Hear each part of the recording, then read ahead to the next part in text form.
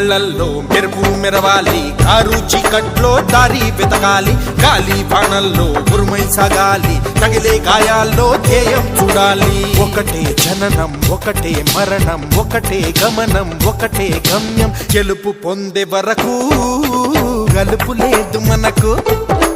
బ్రతుకు అంటే గెలుపు, గెలుపు కొరకే బ్రతుకు.